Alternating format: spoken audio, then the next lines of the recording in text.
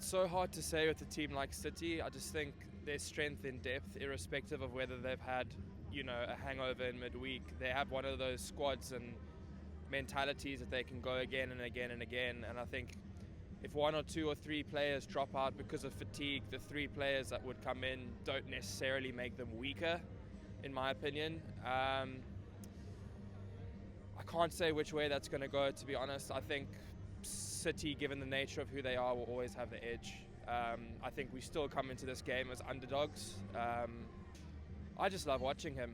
To be honest, when we got the influx of new players and the £1 billion spent or outlaid on new players, he kind of went under the radar. When we bought the likes of Badiashile and Mudryk, who've actually disappointed, and Cole Palmer's the one who we've got in, who really looks like he's doing the business, but not just a flash in the pan. He seems to be doing it week in, week out, and I just hope it continues. I'm really, really glad he's come to us. He deserved to make the step up into regular first team football, and I'm so glad he came to us and not anywhere else. I've spoken about this with friends and my dad, who's just off camera here. I've spoken about this a lot.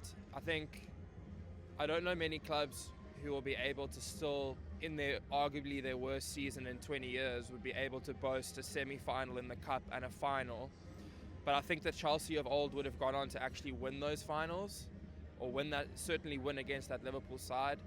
It's very tricky to say. I don't think it's a successful season. It's hard to look at £1 billion spent and look at our position in the league table, because if we lose today, that's the season gone. There's no chance for any silverware, and there's no chance at redemption in the league. We're certainly not going to get in the top four. So I think there's a lot riding on this today for Chelsea fans, which is why I'd hope to see a massive performance, if not a victory, but just a massive performance. We got to want it more than them to. I don't know. I would think so, just based on how expensive it would be to fire him. Just hearing how much it would cost to sack him and his backroom staff, I think he's definitely a project man. I've never really felt that he is a Chelsea manager, just looking at his CV. Any Chelsea manager we've got in the past have been proven track records of winning. Mourinho, Ancelotti, even Hiddink to a certain extent, who would only come in and do a cameo role. They're proven winners. Poch, had to go to PSG with a really bloated squad and team to win something. Never really won anything at Spurs, and all credit to him and what he's been able to build in a really scatterbrained season. Credit to him, but I just don't see us winning holistically year after year with him, but I hope I'm wrong. And looking forward to seeing him play against his old side? No, I don't normally enjoy watching him at the moment. It's a hard one because I want him to do well.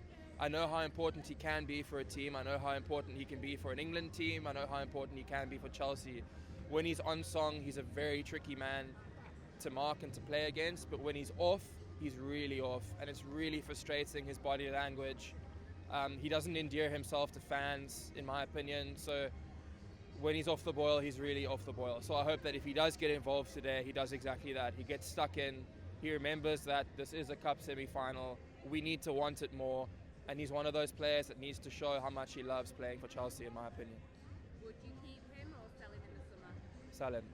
I think if we're in the position that it seems like we are financially, I think given that he's probably on the higher end of the spectrum when it comes to wages, I don't think he's proven enough to stay on that wage, to stay for as long as we initially signed him for.